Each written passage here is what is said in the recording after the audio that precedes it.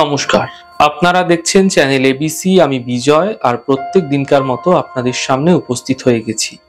আজ আমি আপনাদের সঙ্গে এখন আলোচনা করব আমাদের জীবনে প্রত্যেকটি কাজের শুভ সময় নির্বাচনের ক্ষেত্রে এবং শুভ কার্য সম্পাদনের ক্ষেত্রে নক্ষত্রের ভূমিকা অত্যন্ত বিশেষভাবে গুরুত্বপূর্ণ। তাই আজ জানবো কোন কোন কাজের ক্ষেত্রে কোন নক্ষত্রে সম্পাদন করলে তা শাস্ত্রীয় মতে আপনাদের ক্ষেত্রে অত্যন্ত শুভ ফলদায়ী হতে পারে।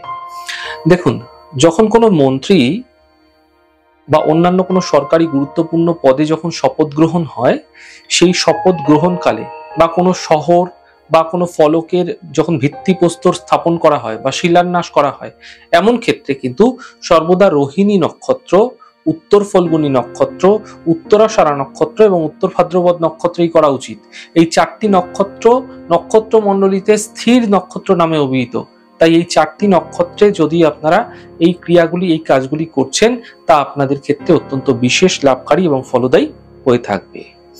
যে কোনো শিল্পারম্ভের ক্ষেত্রে বা শিল্প উদ্যোগের ক্ষেত্রে কথাবার্তা চালাচ্ছেন, এমন ক্ষেত্রে কিন্তু সর্বদা অশ্বিনী নক্ষত্র, পুষ্যা নক্ষত্র, হস্তা নক্ষত্র এবং অভিজিৎ নক্ষত্রের বিশেষ মুহূর্তে কিন্তু আপনারা যদি এই কাজকর্মগুলি করছেন, এতে বিশেষ শুভ ফলপ্রসূ আপনাদের ক্ষেত্রে আপনারা হতে দেখতে পাবেন। দেখুন, বাহন ক্রয়, অনেকেই আপনারা দু চাকা, মোটর সাইকেল, সাইকেল বা কোনো রকম গাড়ি, যে কোনো, সে জলযান হতে পারে বা যে কোনো যানই হতে পারে, আপনারা যদি ক্রয় করতে চাইছেন, এমন ক্ষেত্রে মাথায় রাখতে হবে আপনাদের সর্বদা চর নক্ষত্রে আপনাদের কিন্তু এগুলি ক্রয় করা উচিত। চর নক্ষত্র কোনগুলি? দেখুন, শ্রবণা নক্ষত্র, ধনিষ্ঠা নক্ষত্র, শতবিশা নক্ষত্র হচ্ছে চর নক্ষত্র। এই তিনটি নক্ষত্রযুক্ত দিনে যদি আপনারা বাহন ক্রয় করছেন, তা আপনাদের জন্য অত্যন্ত বিশেষ শুভ। এছাড়াও পুনর্বসু নক্ষত্রেও কিন্তু বাহন ক্রয় করা যেতে পারে, তা বিশেষ ফলদায়ী আপনাদের ক্ষেত্রে হয়ে থাকে।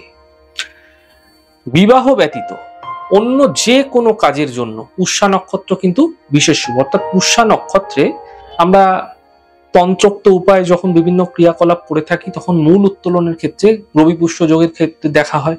রবিবার যদি পুষ্যা নক্ষত্র পড়ে যাচ্ছে, তা বিশেষ শুভ। এবং যদি কখনো বৃহস্পতিবার পুষ্যা নক্ষত্র পড়ে যাচ্ছে, তাকে বলা হয় গুরু পুষ্য যোগ। এরকম দিনে কিন্তু সোনা ক্রয় করা শুভ। তাই বিবাহ ব্যতীত, পুষ্যা নক্ষত্রে বিবাহ হয় না, বিবাহ ব্যতীত যে কোনো কাজের ক্ষেত্রে কিন্তু পুষ্যা নক্ষত্র ভীষণ শুভ হয়ে থাকে। নবজাতকের যখন নামকরণ হয়, এমন ক্ষেত্রে জাতিকার জন্মের 10 দিন বা 12 দিন বা 16 দিন বয়সে যদি অনুরাধা নক্ষত্র পড়ছে, পুনর্বসু নক্ষত্র পড়ছে, মঘা নক্ষত্র, উত্তর ফল্গুনী, উত্তরাষাঢ়া, উত্তর ভাদ্রপদ, শতবিশা, স্বাতী, ধনিষ্ঠা, শ্রবণা, রোহিণী, অশ্বিনী, মৃগশিরা, রেবতী, হস্তা, পুষ্যা যদি এই নক্ষত্রগুলি পড়ছে এবং বার যদি সোমবার, বুধবার, বৃহস্পতিবার এবং শুক্রবার হয়ে যাচ্ছে, তাহলে কিন্তু অত্যন্ত শুভ ফলদায়ী হবে এই দিনে নামকরণ করা। নবজাতকের অন্নপ্রাশনের ক্ষেত্রে জাতক জাতিকার জন্মের 6ষ্ঠ, 8ম এবং 9ম মাসে যদি অশ্বিনী, মৃগশিরা, পুনর্বসু, ধনিষ্ঠা, পুষ্যা, হস্তা, অনুরাধা, শ্রবণা, শতবিশা এবং চিত্রা নক্ষত্রযুক্ত বুধ, বৃহস্পতি বা শুক্রবারে কোনোভাবে কানেক্ট হচ্ছে, তাহলে কিন্তু সেই দিন আপনারা কিন্তু অন্নপ্রাশন করাতে পারেন। এতে বিশেষ শুভ ফল প্রাপ্তি ঘটবে। দেখুন, জন্মের পরে প্রথম কেশ কর্তন, অর্থাৎ প্রথম যে চুল ফেলা হয়, চুল কাটা হয়, সেই চুল নবজাতকের ক্ষেত্রে কাটার ক্ষেত্রে 3য় বা 5ম বর্ষে যদি পুনর্বসু নক্ষত্র, মৃগশিরা নক্ষত্র, ধনিষ্ঠা নক্ষত্র, শ্রবণা নক্ষত্র, রেবতী নক্ষত্র, পুষ্যা, চিত্রা, অশ্বিনী, হস্তা নক্ষত্র যদি হচ্ছে, তাহলে সোম, বুধ, বৃহস্পতি এবং শুক্রবারে যদি চুল কাটা হচ্ছে, তা অত্যন্ত বিশেষ শুভ। মাথায় রাখতে হবে প্রতিপদ এবং পূর্ণিমা তিথি যেন কোনোভাবেই না আসে, তাহলে কিন্তু তা অত্যন্ত শুভ হতে পারে। বিদ্যারম্ভের ক্ষেত্রে অনেকেই সরস্বতী পুজোর সময় শ্রী পঞ্চমীর দিন বিদ্যারম্ভ করে থাকেন। এছাড়া নবজাতকের 5ম যখন 5 বছর যখন বয়স হবে, সে 5ম বছরের যে 5 মাসের যে 5ম দিন যেখানে হবে আর কি, সেই দিন যদি জন্ম নক্ষত্র বা সেই সময়কালে জন্ম নক্ষত্র যখন কাছাকাছি অশ্বিনী, পুনর্বসু, আদ্রা, হস্তা, চিত্রা, স্বাতী, শ্রবণা, রেবতী এইগুলি যখন পড়বে, সেই সময়কালে সোম, বুধ, বৃহস্পতি বা শুক্রবারে কিন্তু আপনারা বিদ্যারম্ভ শুরু করতে পারেন, তা অত্যন্ত বিশেষভাবে শুভ হবে সেই সন্তানের ক্ষেত্রে।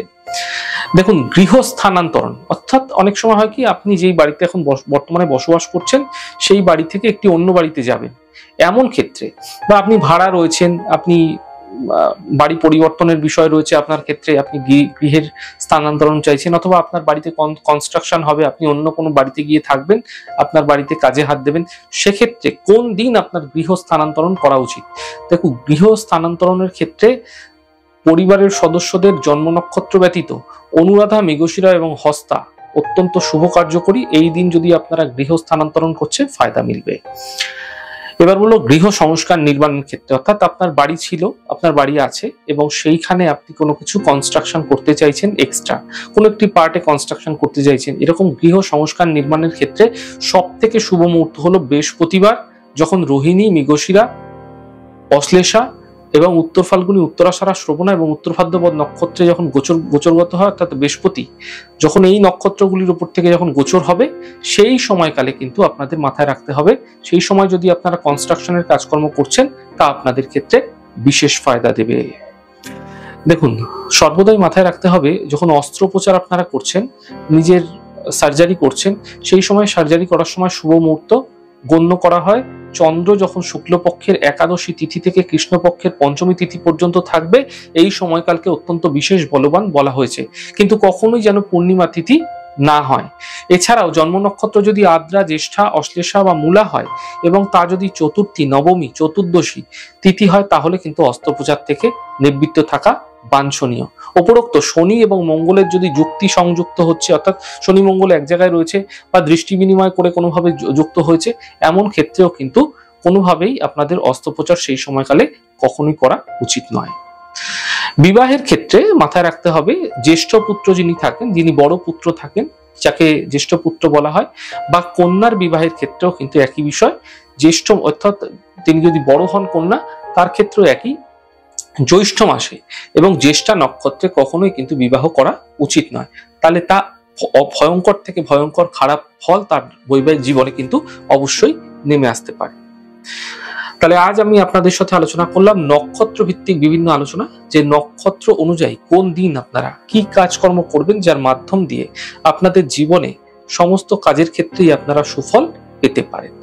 আমাদের এই ছোট ছোট উপস্থাপনা আপনাদের কিরকম লাগছে অবশ্যই কিন্তু লিখে জানাবেন। যদি ভালো লেগে থাকে সেক্ষেত্রে লাইক করতে, কমেন্ট করতে, সাবস্ক্রাইব এবং শেয়ার করতে বন্ধুদের সাথে ভুলবেন না। অনেক ভালো, সুন্দর এবং সুস্থ থাকুন। আগামী পর্বে দেখা হবে।